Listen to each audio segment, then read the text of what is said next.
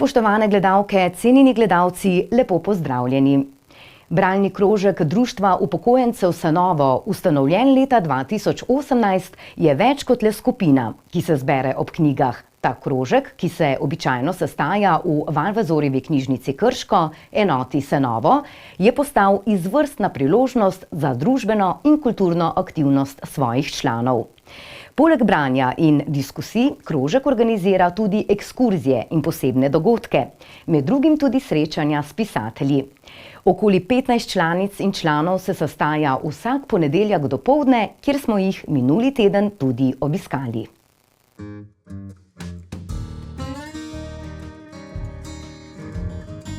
Bralni krožek je bil ustanovljen leta 2018 na pobudo članov občnega zbora Društva upokojencev Sanovo. Sestajamo se vsak ponedeljek ob 10. uri v Valvazorjevi knjižnici Krško, enota Sanovo. Društvo upokojencev na Sanovem je zelo aktivno, ima tudi več sekcij. Poleg našega bralnega krožka imajo še mešani pevski zbor Sanovo, potem pa športno sekcijo tudi zelo močno, deluje na raznih področjih, in pohodništvo ter prostovoljce. V tem bralnem krožku sem od začetka. Zelo sem zadovoljna s tem in zelo rada prihajam. Upokojenka Valvazorjeve knjižnice Krško. Prihajam v ta krožek z veseljem, ker ima veliko širino. Bi rekla, da ni samo branje knjig, ampak je še mnogo drugega. Veliko zadovoljstvo mi je bilo, ko sem se ob upokojitvi vključila v bralni krožek. Še poseben izziv mi je bilo, ko sva bili z vnukinjo postavljeni v enako situacijo, ko sva prebrali isto knjigo in o njej pokomentirali na medgeneracijskem branju. Članica Sanovskega bralnega krožka sem že drugo leto. Smo zelo aktivni bralci. Tudi povezujemo se ožje, širše, znotraj občine, pa seveda širše. Lansko leto smo bili na obisku v Vodnikovi domačiji. Smo se družili s tamkajšnjim bralnim krožkom, ki ga vodi gospa Lada Zej, in z veseljem pričakujemo to leto, da nam oni obisk vrnejo. Zanimivo je bilo tudi spoznati nekatere avtorje v živo. Prvi med njimi je bil Andrej Rozman, Roza, zelo zabaven človek. Prav tako zanimiv človek je Tone Partlič, njega smo velikokrat že spoznali, je v živo zelo prijeten človek. Potem smo v času te epidemije spoznavali avtorje večinoma preko ekranov, Janjo Vidmar, Marka Kravosa. Nekaj je pa tudi teh naših domačinov. Vsako leto organiziramo v okviru občinskega praznika mestne občine Krško po stopinjah prvih bohorčev oziroma bohoričev. To je domozdanski izlet. Zdaj, ko je bilo 500-letnica Bohoričev, obletnica Adama Bohoriča, smo v našem krožku začeli raziskovati, kje pravzaprav se je Adam Bohorič rodil, ker po do sedaj znanih virih pravzaprav ni še točen kraj njegovega rojstva ni znan. Glede na njegov priimek, Bohorič, predvidevamo oziroma se predvideva, da je bil pač rojen nekje na obronkih Bohorja. No, zato zdaj mi vsako leto organiziramo izlet, in sicer z avtobusom se odpeljemo na Reštano, od tam pa potem peš naprej, in osrednji dogodek potem imamo v cerkvici Svetega Jošta, kjer imamo potem simpozij o Bohoriču. Vedno se nam pridruži nek strokovnjak, ki raziskuje njegovo delo in življenje. Tako da to je dr. Golec iz Ljubljane, no lansko leto je bil profesor Pivec iz Maribora. In potem pač z referatom osvetli pač ali njegovo življenjsko delo ali obdobje, v katerem je živel. V preteklem letu smo pa kar precej energije namenili temu, da smo ohranili knapovske zgodbe in jih izdali na koledarju. Smo ponosni na ta naš izdelek. V 400 družinah je našel mesto v tem letu in verjamemo, da bodo knapovske zgodbe živele še naprej in da jih bomo v naši knjižnici še naprej lahko zbirali in zapisovali. Hvala vsem! Krožku sem se priključila 1. septembra, ker sem se tudi upokojila. Pogovarjali smo se z Mirelo, tako da sem zelo navdušena nad tem krožkom, ker ni samo branje, je tudi druženje, potem veliko stvari odnesemo tukaj, tudi pogovarjamo se od vsem, tako da sem zelo vesela, da sem v tem krožku. S Tatjano sva sodelovali z otroki iz različnih vrtcev po krški občini, tako da, ker sva že to prej počeli v svojem, bi rekla, službenem času, nama je to v veliko veselje tudi sedaj. Vzgojiteljice v vrtcih namreč ugotavljajo, da enostavno ni več babic, ki bi hodile otrokom brati v vrtec pravljice o praznih priložnostih.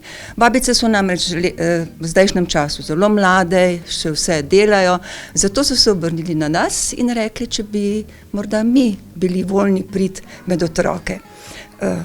Jaz imam otroke zelo rada, z njimi sem delala celo svoje življenje, zato sem z veseljem sprejela to povabilo, se v jeseni udeležila enega srečanja v tednu otroka v vrtcu v Krškem in moram reči, da smo vsi izredno uživali, otroci in jaz seveda tudi.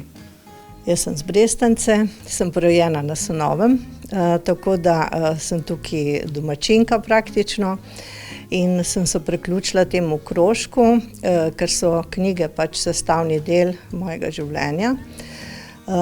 Sama sem vodila tudi bralni tak podoben krožek v Murski Soboti 15 let in zdaj me seveda veseli, ker je ta skupina zelo povezana. Med člani začuti še eno varnost in ob knjigah seveda, ko se pogovarjamo, naletimo tudi na zelo pomembne življenjsko tematiko, vsak od nas, v kaj je vpet, kje živi, katere so tiste tudi stiske, ki jih doživljamo v tem sodobnem času. In meni je bilo zelo ljubo, ker so člani tudi prisluhnili mojemu izboru knjig. Moj najljubši pisatelj je Marquez in klasika, tako da potem poskušam seveda tudi preko njih dobiti te povratne informacije, kako gledajo na stvari, kako se počutimo ob takih dobri literaturi. Me je pa v tem bralnem krožku navdušuje tudi ta širina, s katero se krožek ukvarja, od raziskovanja Bohariča do poti. Posamezni člani so tudi vpeti še v druge krožke, tako da je zelo prijetno. No, jaz sem pa v prednovoletnem času dobila povabilo iz vrtca Senovo, tako da sem pravzaprav za cel vrtec pripravila pravljične urice po različnih stopnjah seveda in smo poslušali božične potičke za vse, za starejše in potem še dve pravljici še za mlajše skupine. Tako da mislim, da nam je bilo vsem prijetno. Doma sem Senovega in tukaj tudi živim. V krožek sem se vključila letos januarja. Sem bila zelo lepo sprejeta in bi rekla prijetno vzdušje. Pobuda za delovanje bralnega krožka v Društvu upokojencev je prišla na občnem zboru leta 2017. Tedaj je spodbudil to delovanje dr. Ladika, ki se je tudi kot ustanovni član pridružil našemu krožku.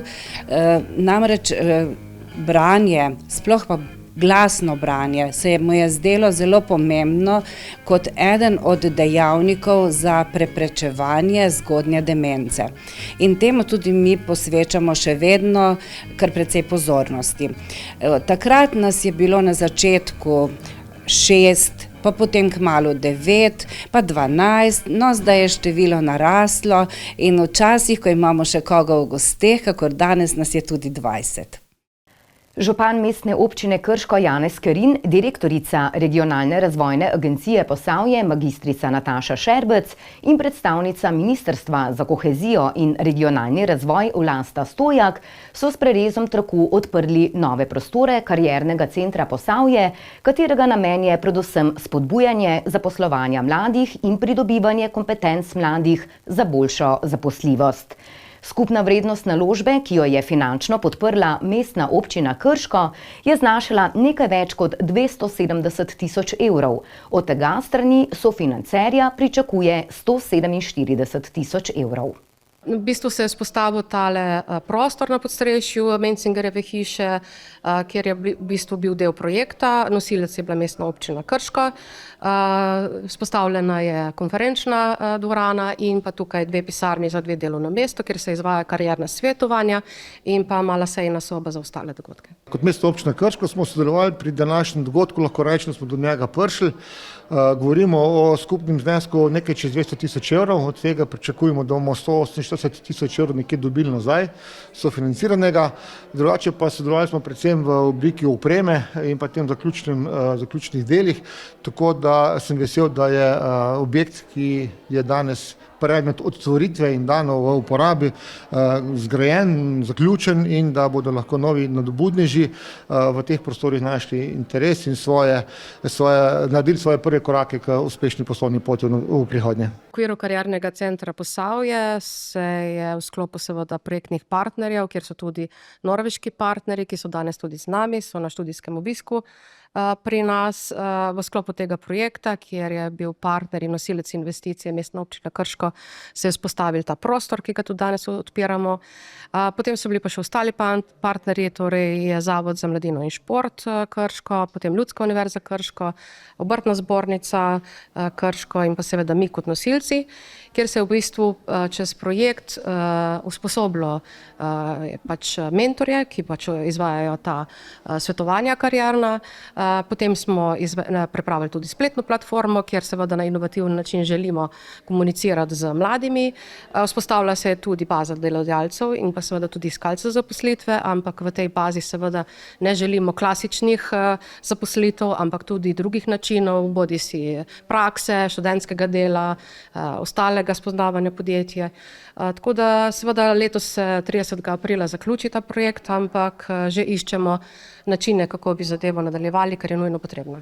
Glejte, že če podatek 60% naših občank pa občanov se vozi na začasno delo v tuje druge regije in če izhajamo iz tistih, ki se odločajo za poslovno pot, poslovno kariero, da jim tem nudimo možnost, da to začnejo doma, da ne rabijo hoditi, bom rekel, v tujino, v narekovaju, smo naredili dober korak. Tako da mislim, da je to prava pot in da s takimi kariernimi centri samo spodbujamo podjetništvo v domačem okolju. Za mlade bomo še v tem letu organizirali tako karierne zmenke, posamezna usposabljanja, srečanja. Predstavili smo tudi poklice v video oblikah, ki so tudi dostopni na spletni strani. V bistvu želimo nekako na inovativen način pristopati k mladim, da bi se odločili pred tem za karierno usmerjanje, ne pa šele takrat, ko vstopajo na trg dela.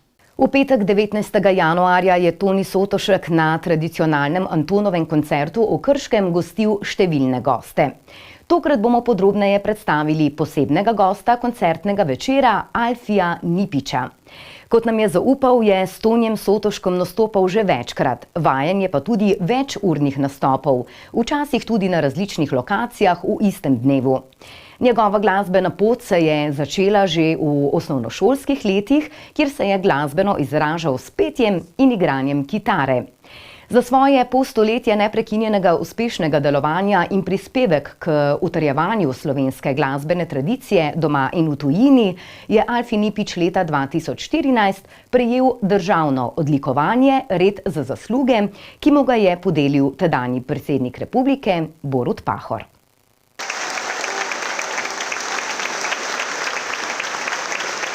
Na koncertu Tonija Stotuška sem bil, zdi se mi, kar že nekajkrat. In moram reči, da je to eno snidenje vseh tistih že davnih, ki so se naučili prav igrati harmonike pri njemu, srečanje tistih in pa seveda staršev, vseh tistih, ki imajo radi in tistih, ki še računajo, da bodo svoje otroke naučili tudi nekaj od glasbe in jih poslali vsaj učiti k njemu harmoniko. No, moram reči, da sem zdaj v novembru in decembru bil nenormalno zaseden. Imel sem tudi po 3 nastope na dan na 3 različnih mestih, ampak do korone, to pa je zdaj bila to eno obdobje, ko je bilo manj glasbe, sem nastopal po raznih prireditvah tudi po 5-6 ur. To sem po enem določenem času sklenil, da ne bom več naredil, ker to je res enek velik napor, ampak kot ponavadi po domače vedno rečem tisto uro pa pol ali pa 2 uri na odru pa naredim pa še vedno z levo roko. Je najširši je svet, je večje je kot doma, se skriva daljavorca zem, pregrič. Na vseh teh srečanjih, na vseh mojih nastopih, ki jih bo letos še kar nekaj, ker me čaka ena okrogla obletnica, in bom se sprehodil malce po Sloveniji in nekako obiskal in pozdravil vse tiste, ki me spremljajo že 62 let, odkar se profesionalno ukvarjam z glasbo in upam, da bo veliko takih srečanj prisrčnih in veliko obujeno tudi spominov. Včasih mi kdo reče, se slišite, mogoče še v tistih časih na kakem posnetku, ko smo tam in tam to posneli, ampak ko smo tam in tam se zabavali, na primer v kakšnemkoli momentu, ali je bilo to na veselici, ali je bilo tako oseben večer, praznovanje, ali pa mogoče na kakem koncertu. In to je vedno eno prisrčno srečanje vsi tisti, ki imajo radi slovensko zabavno in pa narodno zabavno glasbo. Ne znamo opisati, kako smo veseli in počaščeni, da ste z nami. S Tonijem vaju veže posebno prijateljstvo, kaj ne? Ja, že leta in leta.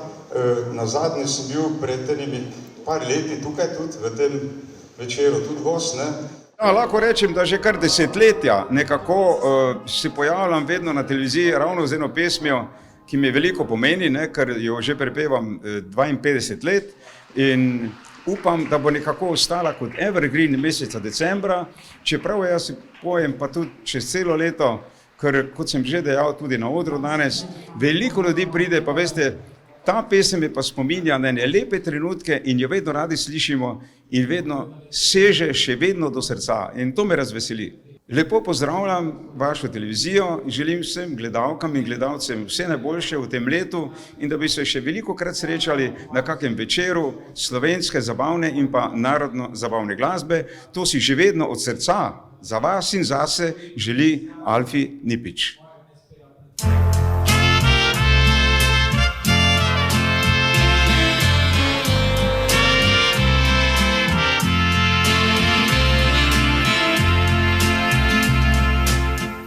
Spet nocoj med prijatelji proslavimo novoletni dan.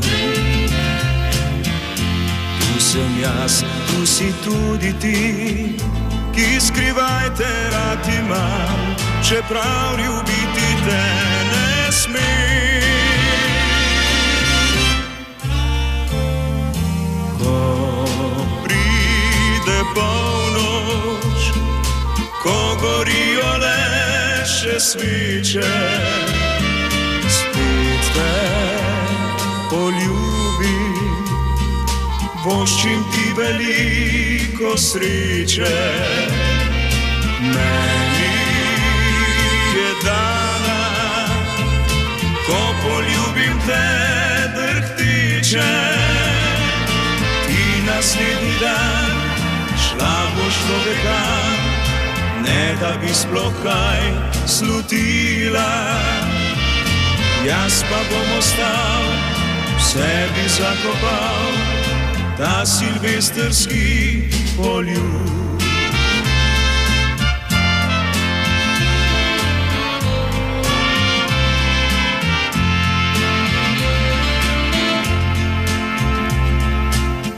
Spet bo vse, kot je prej bilo, neizprosenje življenja to.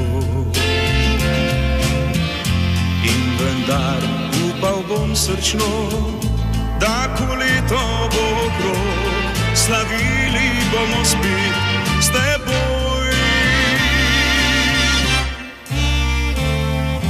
Ko pride polnoč, ko gorijo le še sviče, spet te poljubim, voščim ti veliko sreče. Meni je dana, ko poljubim te drhtiče, ti naslednji dan šla boš povekam, ne da bi sploh kaj slutila. Jaz pa bom ostal, v sebi zakopal ta silvestrski poljub. Jaz pa bom ostal, v sebi zakopal ta silvestrski poljub.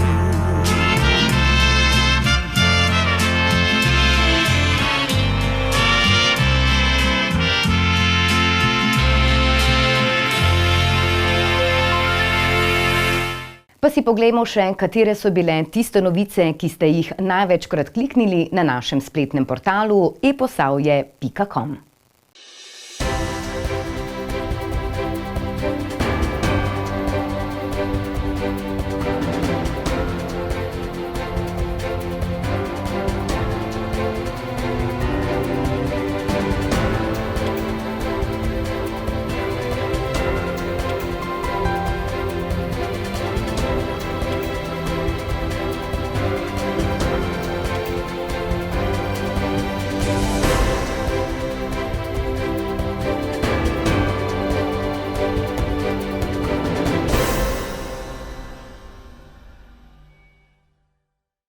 No, pred koncem današnje oddaje vas povabimo še k ogledu nove epizode oddaje Minute županom, kjer župan mestne občine Krško Janez Kerin odgovarja na vaša vprašanja, pobude ali kritike, ki jih lahko posredujete na elektronski naslov povejžupanu@eposavje.com.